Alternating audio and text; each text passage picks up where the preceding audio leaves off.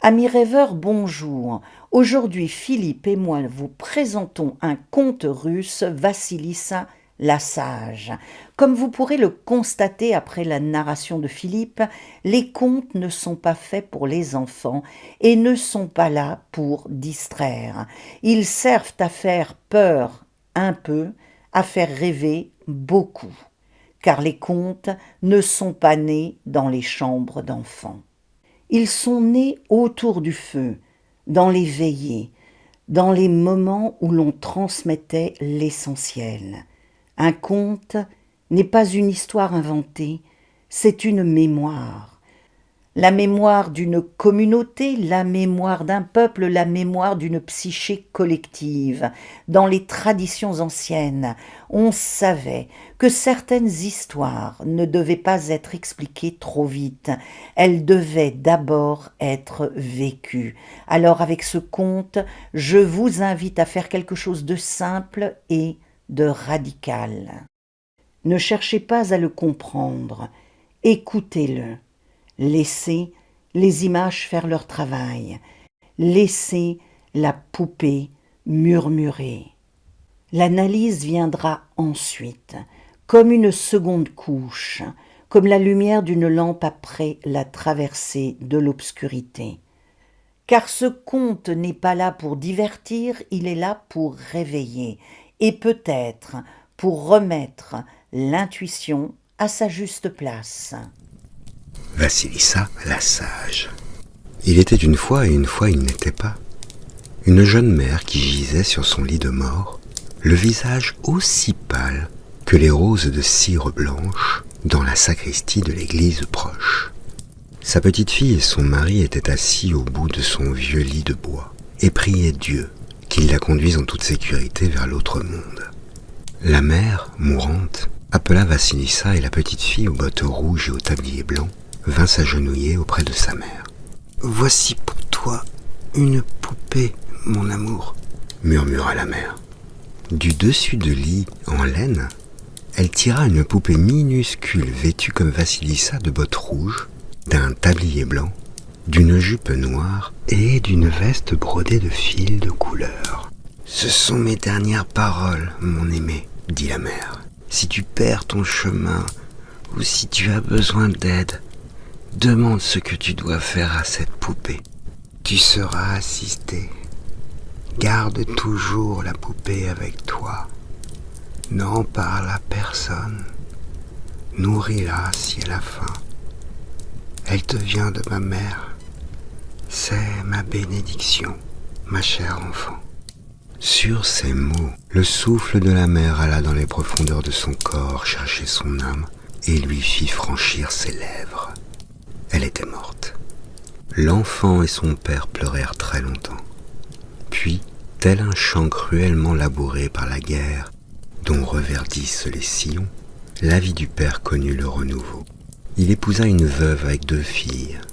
La belle-mère et sa fille avaient beau parler poliment et sourire comme de nobles dames.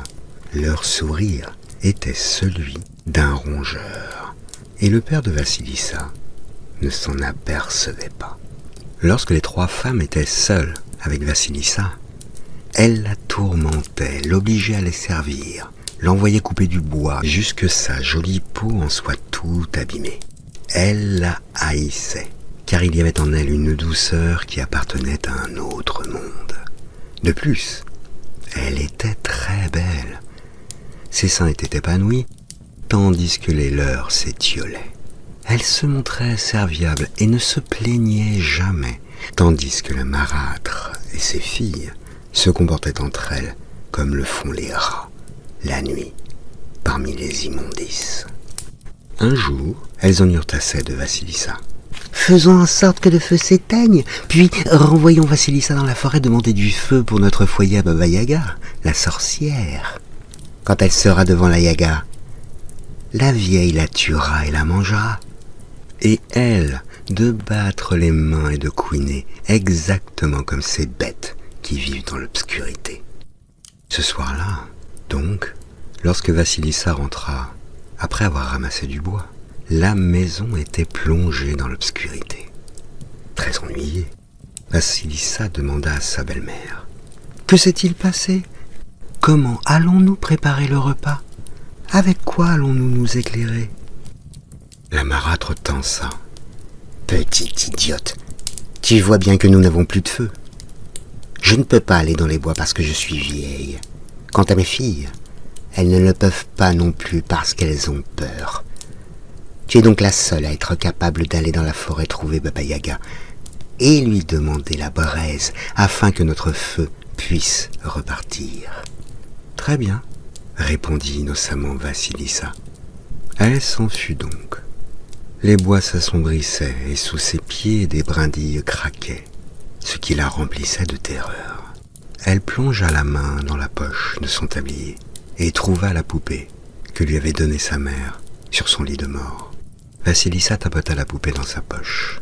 « Rien que de toucher cette poupée, je me sens mieux, » se dit-elle. À chaque bifurcation de chemin, Vassilissa mettait la main dans sa poche et consultait la poupée. « Dois-je aller à gauche ou dois-je aller à droite ?» La poupée indiquait « oui »,« non » ou bien « par ici » ou encore « par là ». Vassilissa lui donna un peu de son pain et se laissa guider par ce qui émanait d'elle. Soudain, un homme vêtu de blanc, monté sur un cheval blanc, passa au galop, et le jour pointa. Un peu plus loin, un homme vêtu de rouge passa au petit trot, et le soleil se leva. Vassilissa marcha encore, et au moment où elle atteignait l'antre de Baba Yaga, arriva le cavalier vêtu de noir, monté sur un cheval noir, qui entra au petit trot dans la cabane. La nuit tomba. La barrière, formée d'os et de crânes, qui entourait la cabane, se mit à flamboyer, éclairée par un feu intérieur, de sorte que là, dans la forêt, la clairière rougeoyait d'une lumière surnaturelle. La Baba Yaga était une créature absolument terrifiante. Elle se déplaçait non pas dans un chariot ou un carrosse, mais dans un chaudron en forme de mortier qui avançait tout seul dans les airs. Elle dirigeait ce véhicule grâce à un aviron semblable à un pilon, tout en balayant les traces de son passage au moyen d'un balai fait des chevelures de mort. Et le chaudron fendait le ciel, les cheveux gras de Baba Yaga volant au vent. Son long menton se recourbait vers le haut, son long nez se recourbait vers le bas, et ils se rencontraient au milieu. Elle avait un petit bouc blanc et des verrues sur la peau, à force de manipuler des crapauds. Ses doigts tachés de brun étaient épais, annelés comme un toit de tuiles, et si incurvés qu'elle ne pouvait fermer le poing. La maison de Baba Yaga était plus étrange encore. Elle était juchée sur d'immenses pattes de poulet jaunes et se baladait toute seule quand elle ne tournait pas sur elle-même comme un danseur en transe. Les poignées des portes et les volets étaient faits de doigts et d'orteils humains, et la serrure de la porte d'entrée était un groin aux nombreuses dents acérées. Vassilissa consulta sa poupée et demanda « Est-ce là la maison que nous cherchons ?» Et la poupée répondit à sa manière « Oui, c'est bien ce que tu cherches. » Avant que Vassilissa n'ait fait un pas de plus, Baba Yaga fondit sur elle avec son chaudron en hurlant « Qu'est-ce que tu veux ?» La jeune fille trembla. « Grand-mère, je viens chercher du feu. Ma maison est toute froide, les miens vont mourir. J'ai besoin de feu. » Baba Yaga dit d'une voix cassante. « Ah oui, je te connais et je connais les tiens. Ah, eh bien, inutile enfant, tu as laissé le feu s'éteindre. C'est bien mal avisé. Par-dessus le marché, pourquoi crois-tu que je vais te donner la flamme ?» Vassilissa consulta sa poupée et se hâta de répondre. « Parce que je te le demande ?» Baba Yaga ronronna. « Oh, tu as de la chance. C'est la bonne réponse. » Et Vassilissa se sentit très chanceuse d'avoir fourni la bonne réponse. Mais Baba Yaga menaça. « Il m'est impossible de te donner du feu tant que tu n'as pas travaillé pour moi. Si tu accomplis cette tâche pour moi, tu auras le feu, sinon... » Et Vassilissa vit les yeux de Baba Yaga se changer en braise rougeoyante. « Sinon, mon enfant, tu mourras. » Baba Yaga alla dans son antre en grommelant. Elle s'allongea sur son lit et demanda à Vassilissa de lui apporter ce qui mijotait dans le four. Dans le four, il y avait assez pour nourrir 10 personnes, et la Yaga mangea tout, ne laissant à Vassilissa qu'une minuscule croûte et un dé à coudre de potage. « Lave mes vêtements, balaye la cour et nettoie la maison. Prépare ma nourriture, sépare le froment attaqué par la rouille du bon blé et veille à ce que tout soit en ordre. Je reviendrai bientôt pour vérifier ton travail. S'il n'est pas fait, tu me serviras de festin. » Là-dessus, Baba Yaga s'envola sur son chaudron et la nuit tomba de nouveau. Dès qu'elle eut disparu, Vassilissa se tourna vers la poupée. « Que dois-je faire ? Vais-je pouvoir accomplir ces tâches dans les temps ?» La poupée l'assura qu'elle le pourrait et lui dit de manger un peu et d'aller dormir. Vassilissa donna aussi un peu à manger à la poupée et s'endormit. Au matin, la poupée avait fait tout le travail. Il ne restait plus qu'à préparer le repas. Lorsque le soir, Baba Yaga rentra, tout était terminé. Satisfaite en un sens et dans un autre sens pas satisfaite du tout parce qu'elle ne découvrait aucune faute. Alors elle lança. « Tu as beaucoup de chance, ma fille. » Elle appela alors ses fidèles servantes pour moudre le grain. 3 paires de mains apparurent dans les airs et se mirent à la tâche. La balle volait dans la maison comme une neige d'or. Lorsque ce fut fait, Baba Yaga se mit à table. Elle mangea durant des heures et, le lendemain, ordonna à Vassilissa de nettoyer à nouveau la maison, de balayer la cour et de laver ses vêtements. La Yaga désigna un énorme monticule de terre dans la cour. « Il y a là de nombreuses graines de pavot, des millions de graines de pavot. Je veux que demain matin, il y ait une pile de graines de pavot et un monticule de terre bien distincts l'un de l'autre. Compris ?» Vassilissa manqua de s'évanouir. « Ciel, comment vais-je faire cela ?»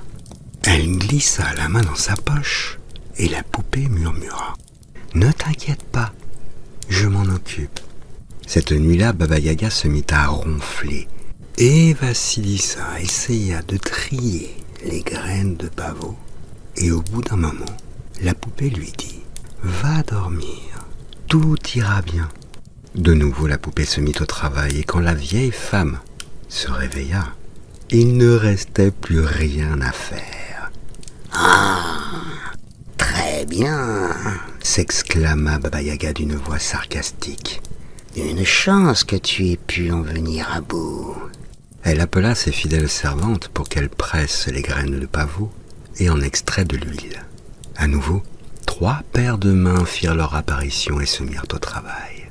Pendant que Baba Yaga se barbouillait les lèvres de graisse en mangeant son ragoût, Vassilissa se tenait non loin d'elle. « Eh bien, que regardes-tu ainsi ?» aboya Baba Yaga.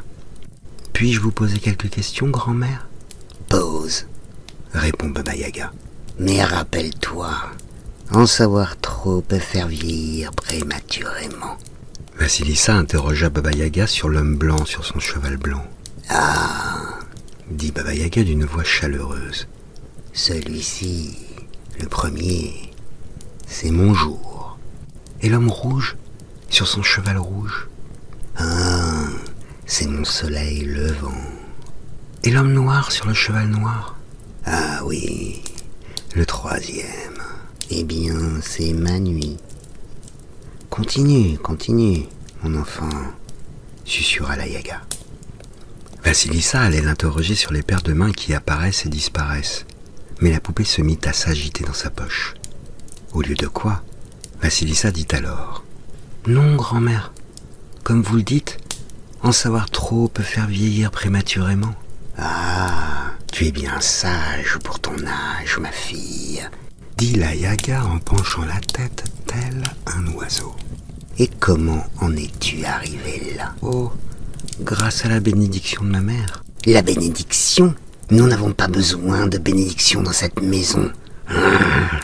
Tu ferais mieux de filer, mon enfant. » Baba Yaga poussa Vassilissa dehors dans la nuit et prit, à sa barrière, un crâne aux yeux ardents et le plaça sur un bâton. « Tiens, emporte ce crâne chez toi. Voilà, c'est ton feu.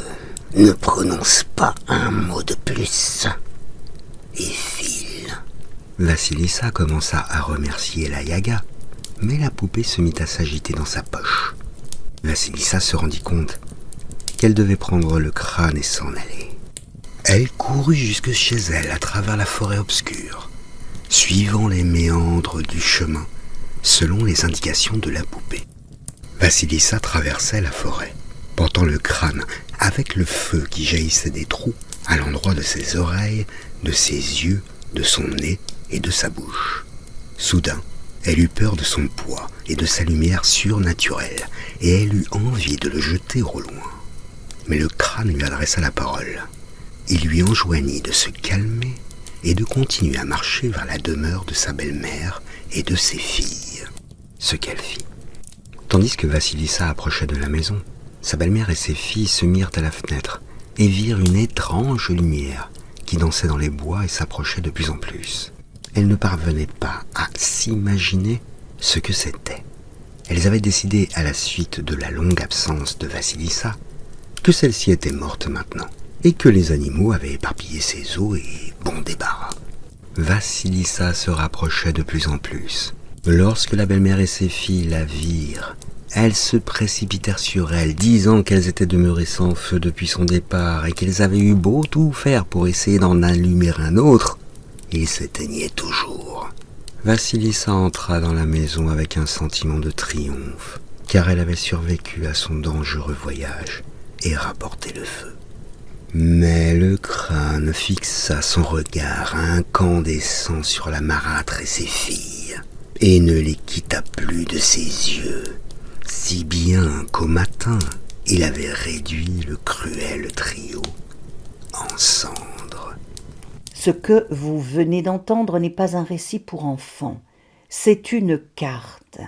Regardons maintenant ce qu'elle révèle. Vassilissa raconte ce que l'on a compris de la vie, du danger, de la transformation. Les contes parlent un langage particulier, un langage symbolique, un langage qui ne s'adresse pas au mental rationnel, mais à des couches plus anciennes de l'être. C'est pour cela qu'ils utilisent des images, la forêt, la sorcière, le feu, la mort, la poupée. Ces images ne sont pas là pour décorer, elles agissent. Le conte Vassilissa la sage est un conte d'initiation. Il ne cherche pas à rassurer, il cherche à transformer. Il décrit un moment précis dans la vie psychique, celui où les anciennes protections ne fonctionnent plus, celui où l'intuition devient vitale. Dans ce conte, la mer meurt, la forêt appelle, la sorcière met à l'épreuve, le feu éclaire et détruit. Ce ne sont pas des événements extérieurs, ce sont des mouvements intérieurs. Écouter un conte comme Vassilissa, ce n'est pas chercher une morale. Ce n'est pas se demander qui est gentil et qui est méchant. C'est accepter d'entrer dans une cartographie de la psyché. Une psyché féminine, archaïque, instinctuelle et sauvage. Vassilissa met en scène un processus universel, un processus ancien, un processus encore à l'œuvre aujourd'hui, celui de la naissance d'une autorité intérieure. La mère de Vassilissa incarne la mère personnelle, celle qui protège, celle qui rassure, celle qui enveloppe. Mais cette mère meurt. Dans le langage symbolique, cela ne signifie pas une perte affective. Cela signifie la fin d'un mode de fonctionnement psychique. Tant que la mère extérieure est vivante, l'instance intérieure n'est pas encore nécessaire. La mort de la mère oblige à un basculement. Ce qui protégeait à l'extérieur doit naître à l'intérieur. La poupée est l'un des symboles les plus subtils du conte. Elle représente l'intuition, la voix de l'âme, la mémoire archaïque féminine et le savoir du corps. Elle ne raisonne pas, elle sait. Mais elle ne parle que si on la nourrit. C'est un point essentiel. L'intuition n'est pas magique.